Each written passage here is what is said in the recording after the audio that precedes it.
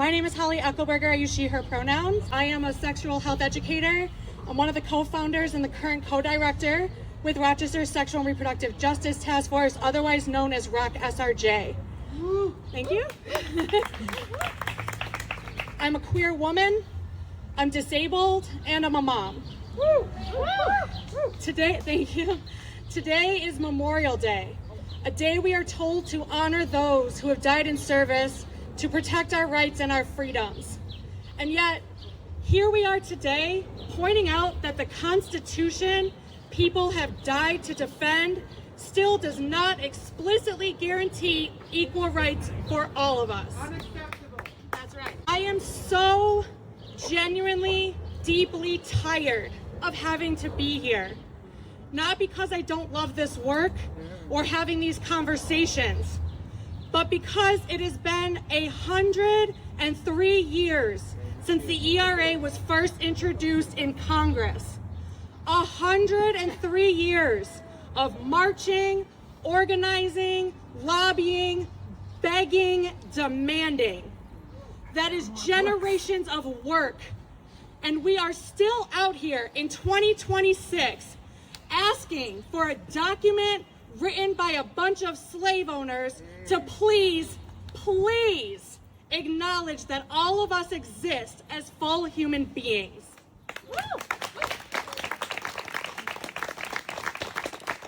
Since Dobbs, we have watched the Supreme Court hand extremist judges a roadmap, and those judges have been busy rolling back reproductive rights, dismantling protections against sex-based discrimination, building the legal architecture to come for even more of our rights. Activists in this city, that's a bad omen for people who don't support the ERA. That's right, that's right. Thank you. Activists in the city said when Dobbs' decision came out that overturning Roe was only the beginning. That wasn't a scare tactic. That was a dose of reality for folks who believed they wouldn't be impacted. The ERA is a constitutional floor that says you do not get to strip these rights without going through the highest law of the land. Right now, we don't have that floor. We have a patchwork of policies, some court precedents that were never designed to hold under this kind of pressure. The cracks have been growing and growing. I need to talk about who is falling through those cracks. In this work, we do not get to look away from the people this system most wants us to forget. Right now, people in prisons and jails across New York are being denied basic reproductive health care. Pregnant people are being shackled during labor. People are being coerced, denied contraception, held in conditions that cause permanent physical harm.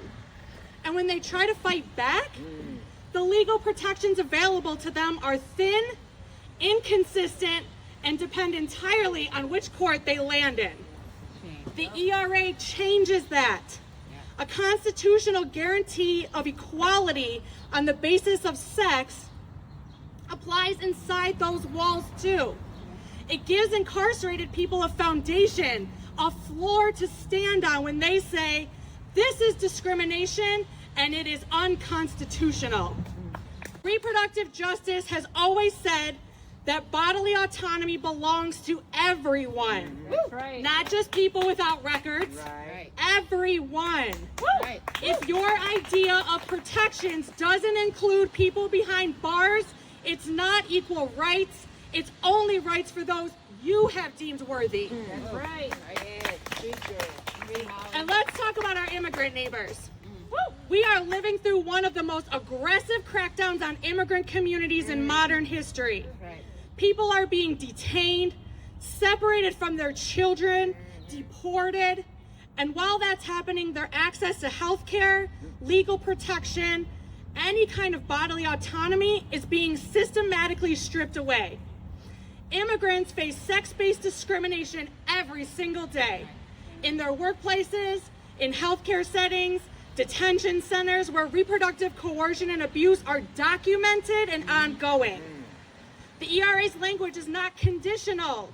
It does not say equality of rights unless you were born somewhere else. It does not have an asterisk that says unless you're still waiting on your paperwork. It says equality of rights shall not be denied on account of sex. That is a universal protection.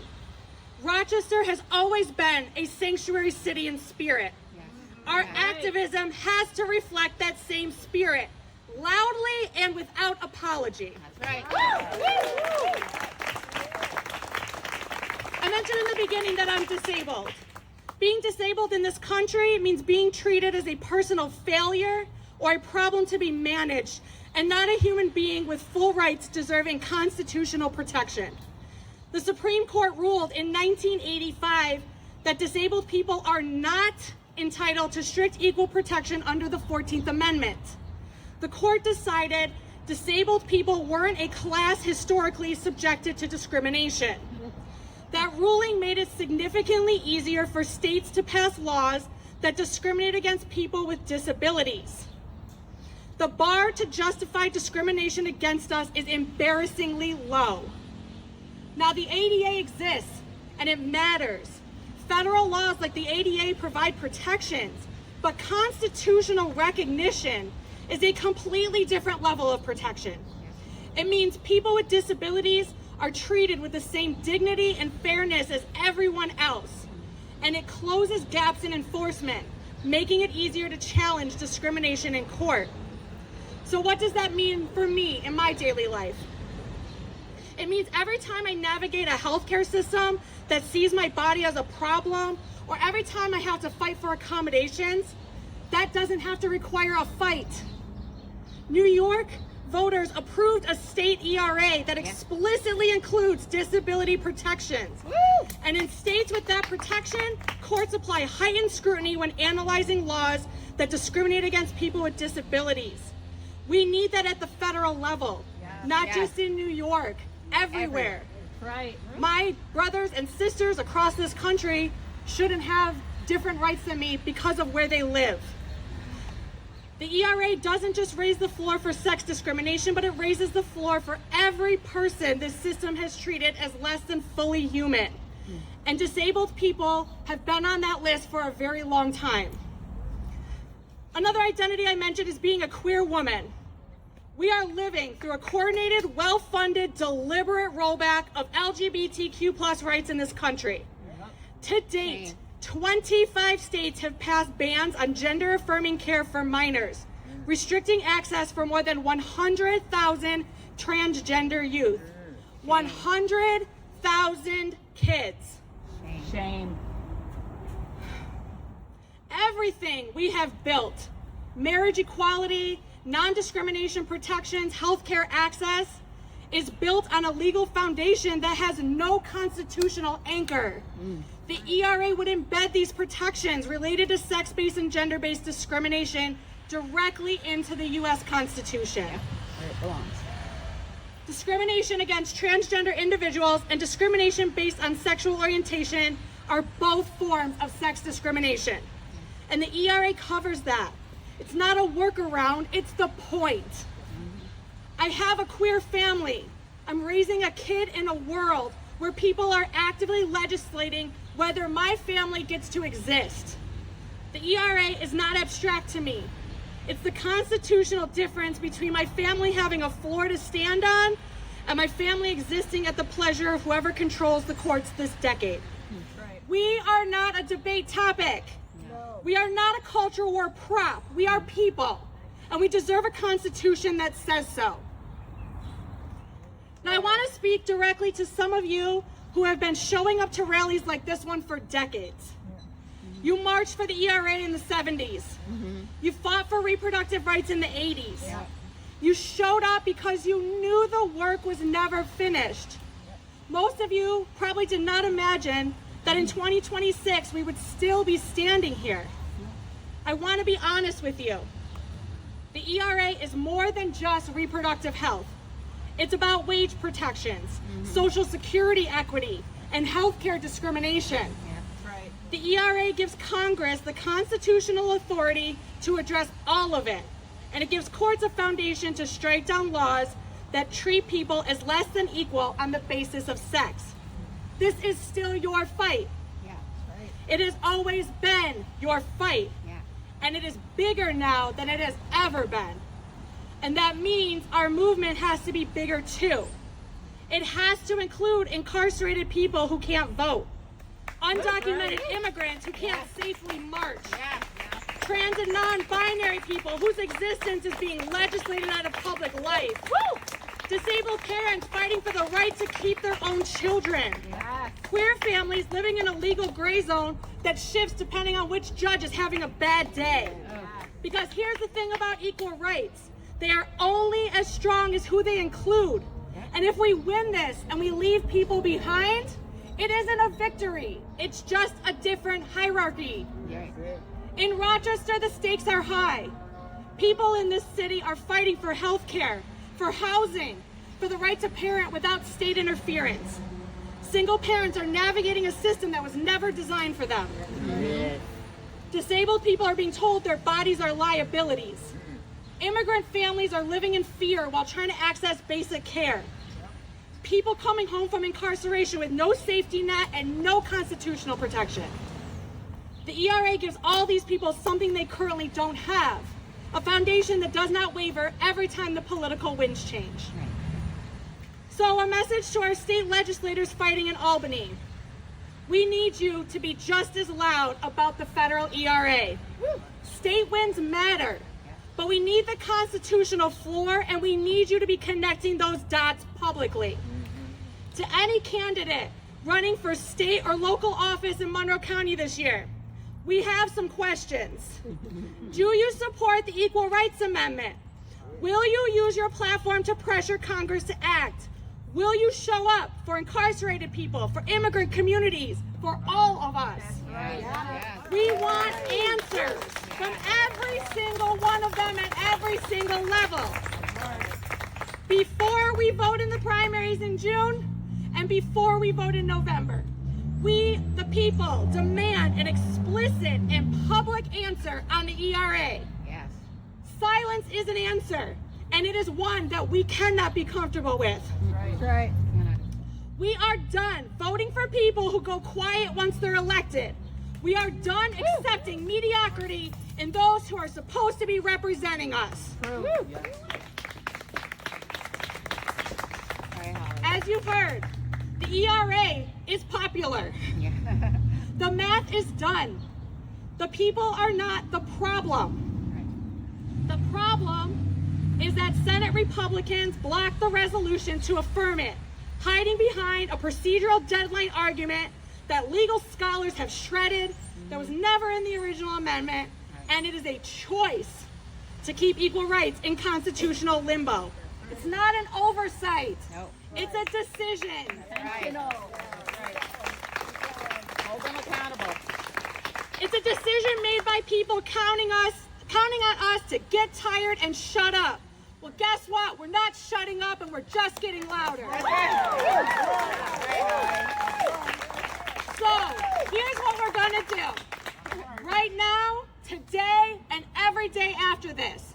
Number one, make sure you sign the ERA petition before you leave this rally today. And then you're gonna send it to at least 5 people you know that weren't able to make it. Then, what you're gonna do is you're gonna call Congressman Morelle's office. You're gonna tell him that co-sponsoring HJ Resolution 80 isn't enough. We need floor speeches. We need noise. We need you treating this like the constitutional crisis that it is. Then what you're gonna do is you're gonna call Senator Schumer's office and Senator Gillibrand's office. And you're gonna tell them, we need the Senate resolution back on the floor. We need a vote. We need you fighting like the ERA is as urgent as everything else you claim to prioritize, because it is. Number 4, then you're going to show up to every candidate forum you can. Ask every single candidate for Congress, for state Senate, state assembly, county legislator, where do you stand on the Equal Rights Amendment? Make them say it out loud. Make them put it on the record. We don't want to hear vague answers. I support equality. We want, will you co-sponsor? Will you vote yes? Will you fight? That's right. Woo. If you can, volunteer with organizations doing voter registration in communities that are often left out of these conversations. And lastly, talk about this. At your kitchen table, your book club, your place of worship, your kids' soccer game, your parent groups, your union meetings, and on your social media. 3 out of 4 Americans support the ERA. Now, there will be people who have arguments against it.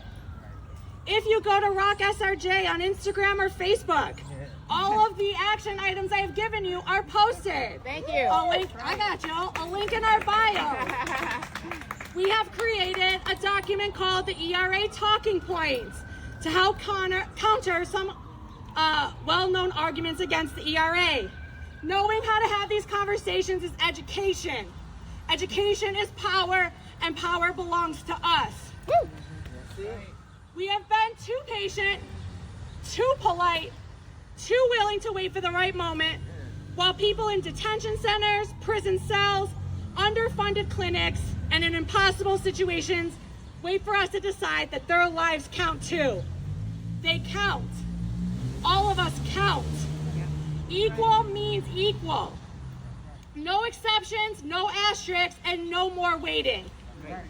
Thank you to ROC NOW for being such a champion in our city. Thank you to Congresswoman Maloney for being such a champion in this fight.